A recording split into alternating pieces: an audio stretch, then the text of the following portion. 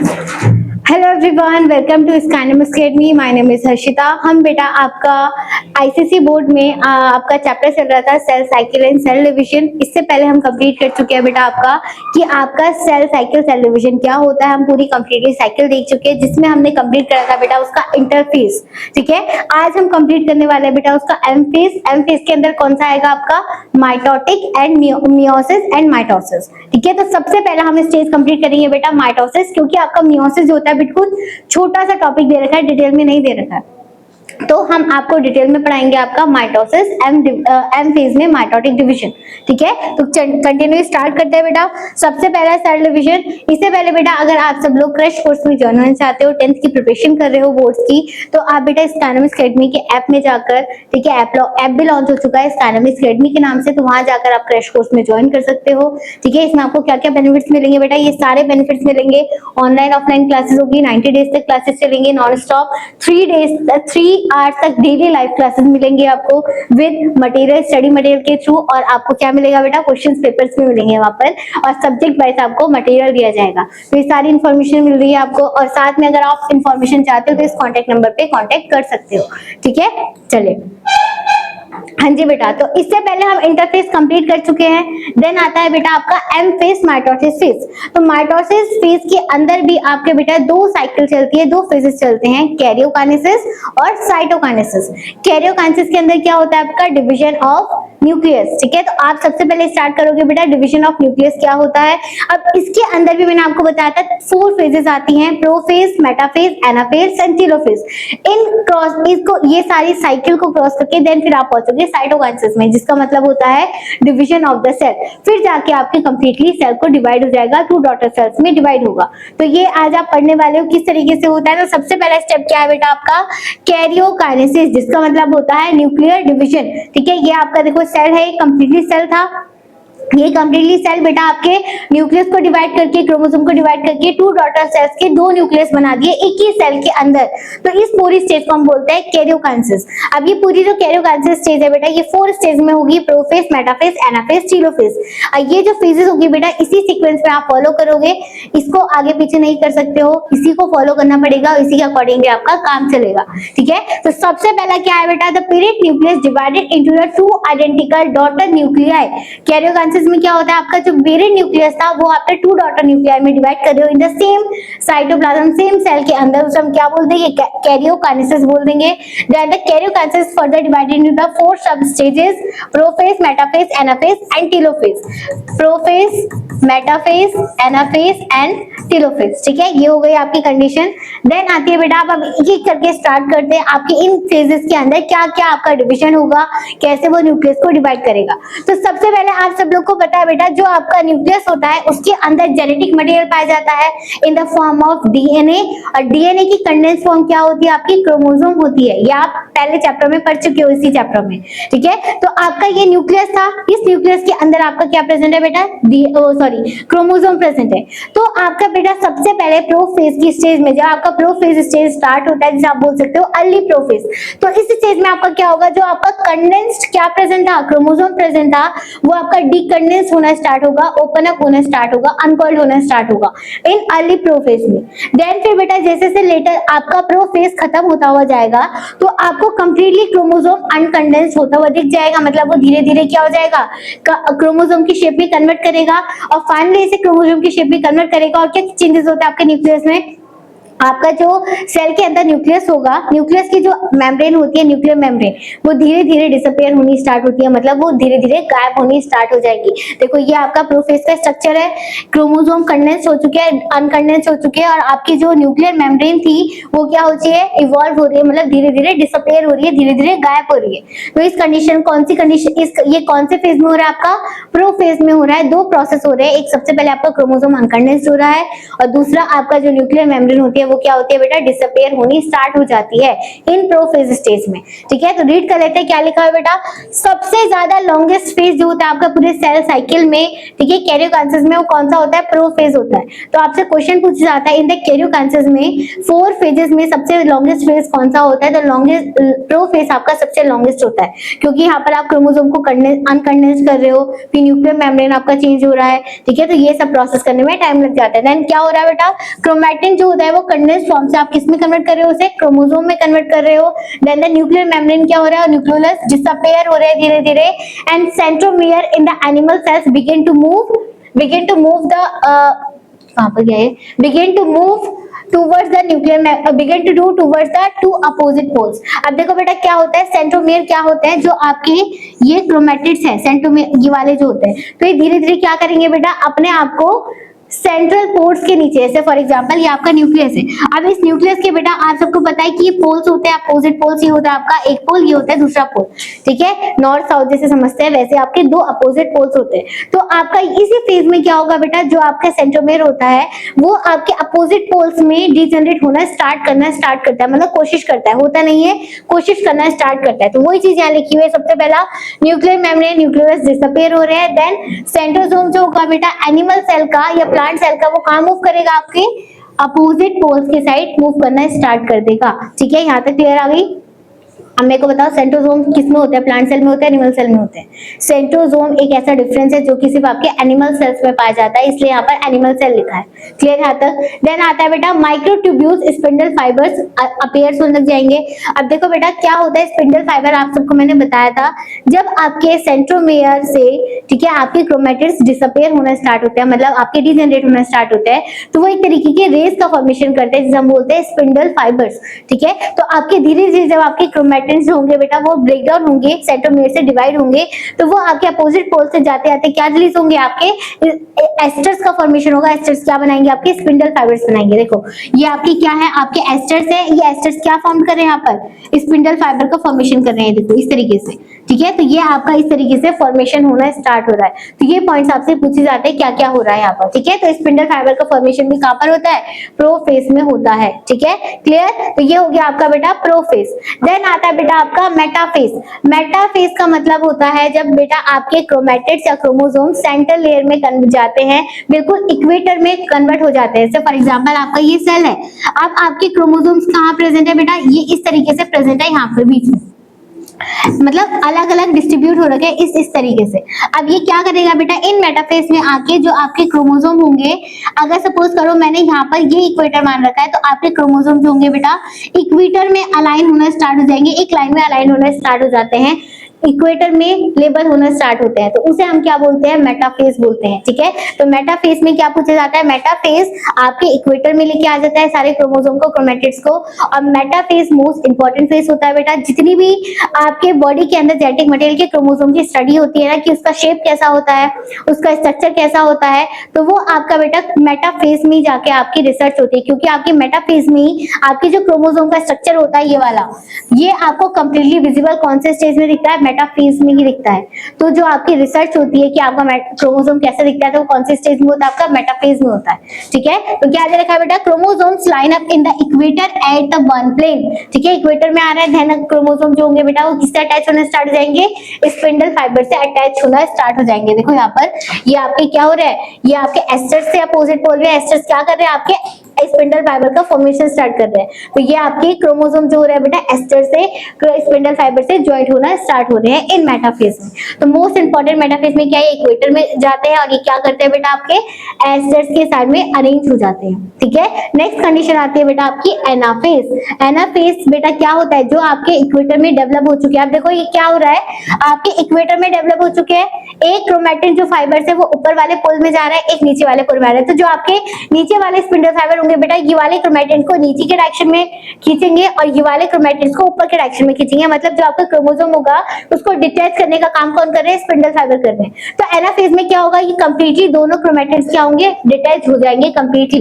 देखो यहाँ पर दिख रहा है आपका ये एस्टर से, और ये आपके क्या हो रहा है, नीचे वाले पार्ट को नीचे खींच रहा है, ऊपर वाले पार्ट को ऊपर खींच रहा है। तो इस कंडीशन को क्या बोलते हैं, एनाफेज बोलते हैं। ठीक है, ये सबसे ज्यादा शॉर्टेस्ट फेज होता है। क्वेश्चन अगेन पूछा जाता है लॉन्गेस्ट फेज कौन सा था, प्रोफेज, और सबसे ज्यादा शॉर्टेस्ट फेज कौन सा होगा आपका, एनाफेज होगा, जो कि सबसे ज्यादा जल्दी काम करता है, क्योंकि इसमें क्या काम हो रहा है, सिर्फ आपके क्रोमैटिड्स को अपोजिट पोल्स में खींचने का काम हो रहा है स्पिंडल फाइबर के थ्रू।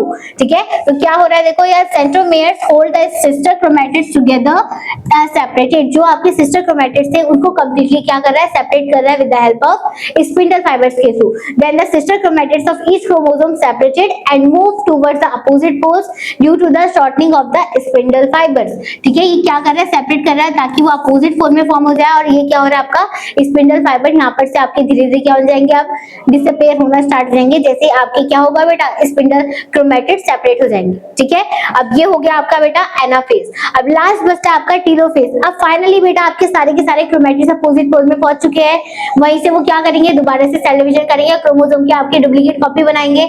जैसे बेटा आपकी यहाँ पर सेल डिवीजन हो जाएगा, कंप्लीटली हो जाएंगे, क्रोमोसोम अपोजिट पोल्स में पहुंच जाएंगे, वैसे ही आपके बेटा क्या होगा, हर सेल के अंदर दोबारा से न्यूक्लियर मेम्ब्रेन बनना स्टार्ट हो जाता है, मतलब रीअपेयर बनना स्टार्ट हो जाता है, किसका, न्यूक्लियोलस का। ठीक है, तो क्या लिखा हुआ है बेटा, डॉटर क्रोमैटिड्स क्या होंगे, अपोजिट पोल्स में पहुंच गए। Then the chromosomes unroll to the chromatin, वो क्या होंगे, अनरोल होंगे, दोबारा से क्रोमैटिन में कंडेंस फॉर्म में बनना स्टार्ट हो जाएंगे दोबारा से, और क्या होगा बेटा, न्यूक्लियर मेम्ब्रेन न्यूक्लियोलस रीअपेयर होनी स्टार्ट हो जाएगी। इन द एनिमल सेल में कैसे होगा, फरो के मेथड में टू द डिपर। अभी ये चीज मैं आपको नेक्स्ट उसमें बताने वाली हूँ, बट ये क्या हो गया आपका, यहाँ पर जो आपके क्रोमोसोम थे वो कंडेंस्ड होंगे और दोबारा से आपकी न्यूक्लियर मेम्ब्रेन क्या हो जाएगी, अपेयर होने स्टार्ट हो जाएगी इन टीलोफेज। तो ये प्रोसेस हुआ बेटा आपका क्या, पूरे फेजेस में। देखो दोबारा से मैं आपको रिपीट कर रही हूँ, सबसे पहला प्रोफेज में क्या हो रहा है आपका, प्रोफेज में आपका बेटा जो न्यूक्लियर मेम्ब्रेन था वो डिसअपियर हो रहा है। ठीक है, मोस्ट इंपॉर्टेंट, और जो आपके क्रोमोसोम है वो क्या होते हैं, डीकंडेंस्ड होते हैं। क्या होते हैं, डीकंडेंस्ड होते हैं इन प्रोफेज में। देन इसके बाद आता है आपका मेटाफेज। ठीक है, मेटाफेज में क्या होता है बेटा आपका, मेटाफेज में आपका कंप्लीटली जो क्रोमोसोम्स होंगे वो इक्वेटर में आ जाएंगे, इक्वेटर में कन्वर्ट एक लाइन में आ जाएंगे। ठीक है, और धीरे धीरे आपके क्या होंगे बेटा, स्पिंडल फाइबर्स फॉर्मेशन हो जाएगा। ठीक है, देन आता है आपका बेटा एनाफेज। एनाफेज में क्या होगा आपका, एनाफेज में जो आपके इक्वेटर में आए थे वो क्या करेंगे, सिस्टर क्रोमैटिड्स क्या होंगे, सिस्टर क्रोमैटिड्स को सेपरेटेड करेंगे। ठीक है, कौन, स्पिंडल फाइबर्स उन्हें सेपरेट करना स्टार्ट कर देंगे। जैसे बेटा वो सेपरेट होंगे तो फोर्थ स्टेज में टीलोफेज में क्या हो जाएगा, अगेन जो आपकी देखो क्वेश्चन ये पूछा जाता है ऐसा कौन सा फेज होता है जो कि आपका प्रो फेज का डायरेक्टली इनवर्सली प्रोपोर्शनल होता है। तो जो आपका डायरेक्टली इनवर्सली प्रोपोर्शनल फेज होता है वो कौन सा होता है, आपका टीलोफेज होता है। जो प्रो फेज में न्यूक्लियर मेम्ब्रेन डिसअपियर हो रही थी, यहाँ पर अपेयर होने स्टार्ट हो जाती है। जो आपकी स्पिंडल फाइबर या फॉर्मेशन हो रहा था यहाँ पर वो अगेन दोबारा से डिसअपियर होना स्टार्ट हो जाता है। जो वर्क आपकी प्रो फेज में हो रहा था उसका जस्ट अपोजिट किसमें होता है, आपका टीलोफेज में होता है। तो यहाँ पर क्या हो जाएगा, आपका न्यूक्लियर मेम्ब्रेन अपेयर होनी स्टार्ट हो जाएगी और स्पिंडल फाइबर्स भी क्या हो जाएंगे बेटा, स्पिंडल फाइबर्स डिसअपियर होना स्टार्ट हो जाएंगे। तो ये सारा प्रोसेस होता है आपका पूरा किसमें, कैरियोकाइनेसिस में। तो आपका न्यूक्लियस का सारा काम हो चुका है, अब बचा क्या बेटा आपका, साइटोकाइनेसिस का। तो फाइनली आपका क्या होगा, साइटोप्लाज्म कंप्लीटली डिवाइड कर देगा किसे, कंप्लीटली सेल को। देखो ये हो रहा है आपका पूरा प्रोसेस हो गया था। अभी क्या करेगा, दो न्यूक्लियस फॉर्म होने के बाद ये इंडिविजुअल सेल्स में डिवाइड हो जाएंगे, दो डॉटर सेल्स बनेंगे, इसे हम क्या बोलते हैं, साइटोकाइनेसिस बोलते हैं। ठीक है, देखो क्या लिखा हुआ है, at the end of the mitosis the cytoplasm divided cytokinesis into the two daughter cells then the in the animal cells. ठीक है, अब देखो जो आपकी साइटोकाइनेसिस होती है बेटा प्लांट सेल में और एनिमल सेल में, इसका स्ट्रक्चर जो होता है थोड़ा डिफरेंट हो जाता है, उसका हमने नाम भी चेंज कर लेंगे। अगर आपका क्या हो रहा है बेटा, एनिमल सेल है, एनिमल सेल में जो आपका सेल का डिवीजन होगा, साइटोकाइनेसिस होगा, वो फरोइंग मेथड से होगा। और अगर आपका एनिमल सेल होगा तो वो किसके थ्रू होगा आपका, सॉरी, और अगर प्लांट सेल होगा तो उसे आप क्या बोल दोगे, सेल प्लेट मेथड बोल दोगे। ठीक है, और एनिमल सेल है तो उसे हम क्या बोल देंगे, फरोइंग मेथड बोल देंगे। ठीक है, कौन सा बोल देंगे, फरोइंग मेथड बोल देंगे। ठीक है, ये चीज मैं आपको बताने वाली हूँ। देखो यहाँ पर ठीक है। इन द प्लांट सेल में किसके थ्रू हो रहा है आपका, सेल प्लेट के थ्रू हो रहा है। और अगर आपका किसकी बात हो रही है बेटा, अगर एनिमल सेल की बात होगी तो वो किस में कन्वर्ट करेगा, आपका फरो मेथड में कन्वर्ट करेगा। देखो ये जो आपका एनिमल सेल है, अगर आपका एक सेल है बेटा वो कंप्लीटली अपने आप की सेल को अंदर की साइड कर्व के जैसे कवर अप कर रहा है तो इस मेथड को हम बोलते हैं फरोइंग। और अगर आपका बेटा सेल अंदर की साइड नहीं प्लेट फॉर्म कर रहा है, बीच में एक इक्वेटर की जैसी लाइन फॉर्म कर रहा है तो इसे हम क्या बोलते हैं, प्लेटिंग। तो जो आपका एनिमल सेल होता है बेटा इसके अंदर आपकी प्लेट्स का फॉर्मेशन होगा, ठीक है, तो इसे हम क्या बोलते हैं, आपका फाइकोप्लास्ट बोलेंगे। और जो आपका एनिमल सेल के अंदर जो आपका डिवीजन होगा उसे क्या कर रहा है, अंदर की साइड वो एक लेयर को कवर अप कर रहा है, कवरिंग कर रहा है, तो इसे हम बोलते हैं फरोइंग, तो इसे हम बोलते हैं क्लीवेजिंग। ठीक है, तो ये आपका इस तरीके से होता दोनों में वही है, बट आपका एक तरीके का मेथड नाम अलग कर दिया है। एनिमल सेल में फरोइंग के थ्रू हो रहा है और प्लांट सेल में सेल प्लेट के थ्रू हो रहा है। जैसे ये आपका कौन सा है, फरोइंग मेथड है, और ये कौन सा आपका प्लेटिंग मेथड है, ये बीच में आ रहा है। ठीक है, और ये आपका धीरे धीरे बाहर से कवर अप होके तब कवर अप कर रहा है, तो इसे हम क्या बोल देंगे, आपका फरोइंग मेथड बोल देंगे। क्लियर यहाँ तक? तो ये हो गया बेटा तुम्हारा फाइनली कंप्लीटेड कौन सा स्टेज, आपका साइटोकाइनेसिस। ठीक है, चलिए नेक्स्ट स्टेज आता है बेटा, ये मैंने आपको कंप्लीटली एक ही फ्लो चार्ट में कंप्लीट कर रखा है। आपका क्या, जितने भी आपका पूरा का पूरा माइटोसिस था, तो सबसे पहला क्या है बेटा, यहाँ पर क्या हो रहा है, आपका इंटरफेज हो रहा है, जिसमें आपका कंप्लीटली क्या हो रहा है, सेल की प्रिपरेशन हो रही है। फिर धीरे धीरे क्या करेगा वो, आपका माइटोसिस एम फेज में जाएंगे, जहां पर आपका कंप्लीटली क्या होगा, आपका सेल डिवाइड हो जाएगा। वो दो पार्ट्स में होता है, कैरियोकाइनेसिस एंड साइटोकाइनेसिस में। तो ये आपकी पूरी स्टेजेस किसकी दे रखी है, आपकी प्रो फेज से टेलोफेज तक, जो आपका कंप्लीटली सेल को डिवाइड करता है in the basis of the flow chart में, ये आपको मैंने बता दिया है। देखो यहाँ पर क्या हो रहा है, आपका कंडेंस्ड फॉर्म में है, प्रो फेज आ गई। देन ये कंडेंस्ड फॉर्म में क्रोमोसोम आपके डीकंडेंस्ड होंगे, क्रोमैटिड्स में कन्वर्ट हो गया, तो ये आपकी क्या आ गई, लेट प्रोफेज आ गई। देन ये जो आपके कंडेंस फॉर्म हो गया, देखो यहाँ पर न्यूक्लियर मेम्ब्रेन जो हो रही है वो डिसअपियर होने स्टार्ट हो जा रही है। तो ये सारी फेजेस किसमें होती है, आपकी प्रो फेजेस में होती है। देन उसके बाद आती है आपकी सेकंड स्टेज मेटाफेज। मेटाफेज में क्या होगा, आपकी इक्वेटर में आपकी अलाइनमेंट होगी। तो ये वाले फेज में क्या हो रहा है बेटा, आपके इक्वेटर में कन्वर्ट हो चुका है और आपके स्पिंडल फाइबर का फॉर्मेशन हो चुका है, तो इसे हम क्या बोल देंगे, मेटाफेज बोल देंगे। देन मेटाफेज के बाद आती है बेटा आपकी एनाफेज। तो स्पिंडल फाइबर क्या करेंगे, आपके सिस्टर क्रोमैटिड्स को अपोजिट पोल में ट्रांसफर करवाएंगे। तो ये क्या हो रहा है बेटा, आपके जो एस्टर्स होंगे स्पिंडल फाइबर की हेल्प से सारे क्रोमैटिड्स को सेपरेट कर देंगे। ठीक है, तो आपके अपोजिट पोल में पहुंच गए। इन कौन सी फेज में होता है, ये आपके एनाफेज में होता है। देन आता है बेटा आपका लास्ट फेज, टेलोफेज जिसे हम बोलते हैं। तो फाइनली टेलोफेज में क्या होगा, आपके अपोजिट पोल में पहुंच चुके हैं। दोबारा से आपका यहीं से क्या होगा, ये अगर ये आपका प्लांट सेल होगा तो यहीं से फरोइंग मेथड कर देगा, सॉरी एनिमल सेल होगा तो फरोइंग मेथड करेगा, दो न्यूक्लियस में डिवाइड कर देगा, जिसे हम बोलेंगे साइटोकाइनेसिस। और फाइनली आपकी दोबारा से न्यूक्लियर मेम्ब्रेन रीअपेयर होंगी और स्पिंडल फाइबर क्या हो जाएंगे, डिसअपेयर हो जाएंगे। तो ये पूरा स्टेप कहलाता है आपका बेटा सेल डिवीजन। ठीक है, कैसे सेल का डिवाइड होता है। तो ये आपका कंप्लीट हो चुका है बेटा आपका यहाँ पर माइटोसिस। ठीक है, माइटोसिस यहाँ पर कंप्लीट हो चुका है। देन आता है बेटा सिग्निफिकेंस, क्या करते हैं माइटोसिस। माइटोसिस करने का बेटा एक रीजन होता है ताकि आपके जो सेल्स होंगे उसकी मल्टीप्लिकेशन नंबर ऑफ सेल्स बढ़ जाए, इंक्रीज नंबर ऑफ बढ़ाने के लिए हम क्या करते हैं, यहाँ पर माइटोसिस करते हैं। तो फर्स्ट स्टेप क्या है बेटा, help in the growth of multi cellular organism. ठीक है, कोई भी जो आपके मल्टी सेलुलर ऑर्गेनिज्म होगा उसकी मल्टीप्लिकेशन करवाने के लिए हम क्या करते हैं, आपका माइटोसिस करते हैं। देन रीअपेयर की क्या करते हैं, जो भी आपके बॉडी में डैमेज हो रखे हैं सेल्स उनको रिपेयर करने का काम भी कौन करता है, माइटोसिस करता है, क्योंकि इसे हम क्या बोलते हैं, बॉडी सेल माइटो और सोमैटिक सेल्स बोलते हैं। तो क्या लिखा हुआ है, हेल्प इन रिपेयर और हीलिंग और injury the bone out tissue, ताकि वो क्या करे बेटा, रिप्लेसमेंट करे उसे और वो आपका दोबारा से नई सेल का फॉर्मेशन करे। ठीक है, और maintain the number of chromosomes, ताकि आपके नंबर ऑफ क्रोमोसोम मेंटेन रहे, इंक्रीज हो जाए नंबर ऑफ क्रोमोसोम, तो इसलिए हम क्या करते हैं, माइटोसिस करते हैं। तो सिग्निफिकेंस आपके ये सारे हो गए हैं माइटोसिस के। ठीक है, क्लियर यहाँ तक? चलिए फिर बेटा, तो आज हमने बेटा एक फेज कंप्लीट कर चुके हैं आपका किसका, माइटोसिस का। ठीक है, नेक्स्ट क्लास में बेटा हम कंप्लीट करेंगे आपका मियोसिस क्या होता है, मियोसिस फेज कैसे कंप्लीट होगा। मियोसिस आप सबको पता है रिडक्शनल डिवीजन होता है। तो वो जो आपका बेटा बुक में पार्ट दे रखा है वो छोटा सा पार्ट दे रखा है, वो ज्यादा डिटेल में नहीं है। ठीक है, तो नेक्स्ट क्लास में हम वो कंटिन्यू करेंगे। तब तक के लिए बेटा goodbye, thank you so much.